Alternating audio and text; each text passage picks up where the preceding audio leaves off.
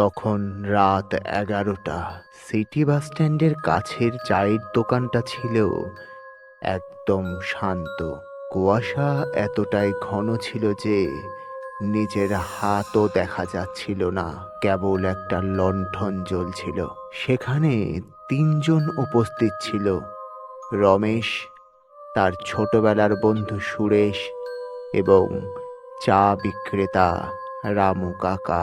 শেষ বাসটা চলে গিয়েছিল, আর এখান থেকেই রমেশের দুর্ভাগ্য শুরু হয়েছিল। এই শোন রমেশ, আমি তোকে আগেই বলেছিলাম শেঠের কাছ থেকে আগে ভাগে ছুটি চাইতে। দেখ এখন শেষ বাসটাও কতক্ষণ আগে চলে গেছে। এখন এখন আমরা বাড়ি যাবোটা কি করে? এই 15 কিলোমিটার রাস্তা তো আর হেঁটে যাওয়া সম্ভব হবে না। চিন্তা করছিস কেন ভাই? আমার তো সাইকেলটা এখানে রাখাই আছে, আমরা দুজনেই যাব ডাবল রাইড করতে করতে। তাছাড়া সুমিত্রা আর বাচ্চারা অপেক্ষা করবে, বুঝলি? আজ মন্নুর জন্মদিন। আমাকে আমাকে যে কোনো মূল্যে রাত 12টার আগে বাড়ি পৌঁছতেই হবে।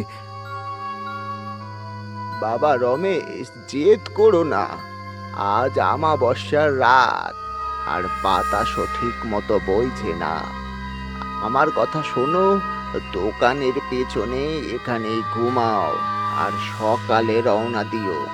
রাতে ওদিকে যাওয়াটা বিপজ্জনক। চাচা ঠিকই বলেছে রে রমেশ। আর তুই সাইকেলে গেলেও তো পাকা রাস্তা দিয়েই যাবি, তাই তো? কারণ ওই পাকা রাস্তা বেশি লম্বা হলেও ওটাই বেশি নিরাপদ হবে রে। এই এই তোরা দুজন বাচ্চাদের মতো ভয় পাচ্ছিস। আরে সুরেশ, আমরা যদি রাস্তা দিয়ে যাই তাহলে 2 ঘন্টা লেগে যাবে। আমি আমি ওই বট গাছের শর্টকাটটা নেব ভাবছি, বুঝলি? আধ ঘন্টার মধ্যেই আমরা পৌঁছে যাব। তুই কি পাগল হয়ে গেছিস নাকি? ওই বট গাছের রাস্তা দিয়ে যাবি? তুই জানিস না গত বছর ওখানে কি হয়েছিল? হরিরামকে আর কখনো খুঁজে পাওয়া যায়নি। আমি ওই পথে পা বাড়াবো না। আমি আমার জীবনকে অনেক ভালোবাসি। হ্যাঁ, তুই একটা কাপুরুষ সুরেশ। আমাকে যেতেই হবে। তুই যদি আসতে চাস আয়, নইলে আমি একাই যাব। শোন ভাই, বন্ধুত্ব এক জিনিস, কিন্তু এই মৃত্যু নিয়ে আমি খেলা খেলতে চাই না। আমি এখানেই কাকার দোকানে বসে থাকছি। সুরেশ রমেশের হাত ধরতে গেল, কিন্তু রমেশ তা ঝেড়ে ফেলল। ছেলের জন্মদিনের জন্য তার খুব তাড়া ছিল। রমেশ তার সাইকেলটা তুলে নিয়ে অন্ধকারের মধ্যেই সেই কাঁচা কুখ্যাত রাস্তাটার দিকে ছুটে গেল। কুয়াশার মধ্যে অদৃশ্য হয়ে যাওয়া পর্যন্ত সুরেশ আর রামু কাকা তাকে দেখতে থাকলো। কিন্তু পুরনো অট্টালিকাটির ধ্বংসাবশেষের দিকে এগোতেই পরিবেশটা পাল্টে যেতে শুরু করলো। সুরেশ আমাকে অকারণে ভয় দেখাচ্ছিল। সবকিছু এত শান্ত, শুধু একটু ঠান্ডা লাগছে। তারপর হঠাৎ রমেশ তার সাইকেলের পিছনের সিটে একটা ভার অনুভব করলো, যেন কেউ এসে তার পিছনে বসে পড়েছে। সাইকেলটা ভারসাম্য হারাতে শুরু করলো। রমেশের বুকটা ধড়ফড় করে উঠল।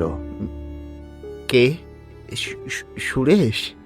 তুই তুই কখন আবার পিছু নিলি? এই এই আমাকে ভয় দেখাচ্ছিস কেন বন্ধু? আমার সাথে কথা বল। এই শোন, তুই যেই হোস না কেন, নেমে যা।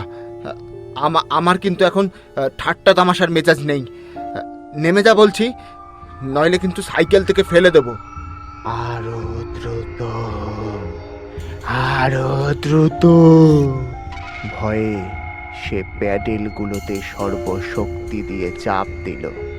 হঠাৎ সাইকেলের চেনটা ছিঁড়ে গেল। ক্ল্যাক শব্দে সাইকেলটা থেমে গেল এবং রমেশ ধপ করে মাটিতে পড়ে গেল।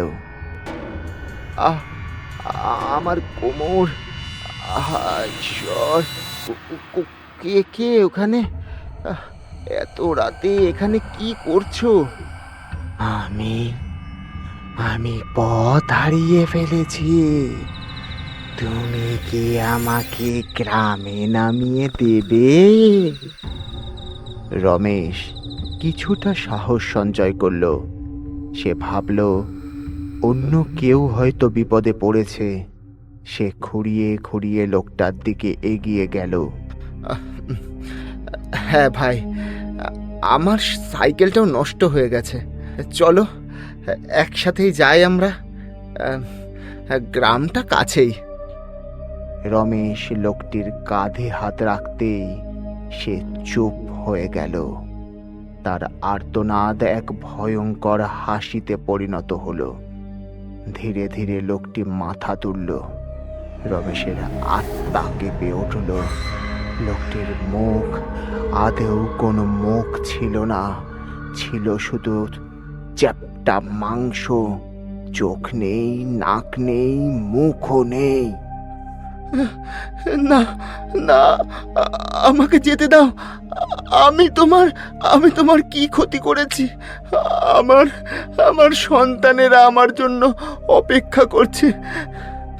গ্রাম, তুমি আর কখনো সেখানে পৌঁছাতে পারবে না রমেশ। তুমি এখন আমাদের। ছায়াটা রমেশের গলা চেপে ধরল। রমেশ সর্বশক্তি দিয়ে তার খপ্পর ছাড়ানোর চেষ্টা করল, কিন্তু তার মুঠো ছিল লোহার মতো শক্ত। রমেশের দম বন্ধ হয়ে আসতে লাগলো। তার চোখ দুটো কোটর থেকে বেরিয়ে আসতে শুরু করলো। সুরেশ! রমেশের অঙ্গ প্রত্যঙ্গ কেঁপে উঠে স্থির হয়ে গেল। জঙ্গলে আবার পেঁচার ডাক শোনা গেল। বটগাছটার নিচে রমেশের প্রাণহীন দেহ পড়েছিল, আর তার মুখটা আতঙ্কে জমে গিয়েছিল, যা যে কারো হৃদয় ভেঙে দেবে। এক বিভীষিকাময় রাতের পর সকালের সূর্য উঠল, কিন্তু রামপুর গ্রামের জন্য সকালটা স্বাভাবিক ছিল না। সুরেশ বাস স্ট্যান্ডে ঘুম থেকে উঠেই সঙ্গে সঙ্গে তার ফোনটা দেখল। তখন সকাল 6টা। সে রমেশকে ফোন করার চেষ্টা করল, কিন্তু নেটওয়ার্ক ছিল না, আর এক অদ্ভুত ভয় তার হৃদয়কে গ্রাস করল। ও রামু চাচা, রমেশের তো কোনো খোঁজ নেই। ওর ফোনে দেখাচ্ছে নেটওয়ার্কের বাইরে। এবার কিন্তু আমার সত্যি ভয় করছে। ও কি সত্যি সত্যি ওই দিকে চলে গেছে? হ্যাঁ বাবা, আমিও সারা রাত ঘুমাতে পারিনি। আমার মন বলছে কিছু একটা গন্ডগোল হয়েছে। ছেলেটা খুব জেদি ছিল। চলো দোকানটা বন্ধ করো, আমরা এগিয়ে গিয়ে দেখি। হয়তো সাইকেলটা নষ্ট হয়ে গেছে আর ও কোথাও আটকে আছে। সুরেশ আর রামু কাকা দ্রুত এগিয়ে চলল। তারা মূল রাস্তা ছেড়ে সেই বট গাছওয়ালা কাঁচা পথটায় মোড় নিল। সুরেশ, যে সবসময় নির্ভীক হওয়ার ভান করত, সে এখনো কাকাকে অনুসরণ করছিল। প্রায় 20 মিনিট হাঁটার পর, চাচা, ওই দেখো, ওটা রমেশের সাইকেল। তার চোখের সামনে দৃশ্যটা ছিল ভয়াবহ। সাইকেলটি থেকে কিছুটা দূর কাদা আর শুকনো পাতার ওপর রমেশের দেহ পড়েছিল। সে উপুর হয়ে পড়েছিল। ঈশ্বর! রমেশ বাবা, বাবা জেগে ওঠো! কাকা ছুটে এসে রমেশের কাঁধ ধরে তাকে সোজা করলেন, কিন্তু রমেশের মুখ দেখা মাত্রই তিনি চিৎকার করে উঠলেন। এক ঝটকায় তিনি পিছনে পড়ে গেলেন। দাঁড়িয়ে থাকা সুরেশ এই দৃশ্য দেখে ভয়ে কাঁপতে লাগলো। কি হয়েছে চাচা? রমেশ ঠিক আছে তো? সঞ্চয় করে রমেশের মুখের দিকে তাকালো। তার চোখ দুটো রক্তে ভরা, বিস্ফারিত। তার চোখের মণি প্রসারিত ছিল, যেন মৃত্যুর আগেই সে কোনো বিভৎস দৃশ্য দেখেছে। তার মুখটা আধ খোলা, জিভটা দাঁতের ফাঁকে আটকে ছিল।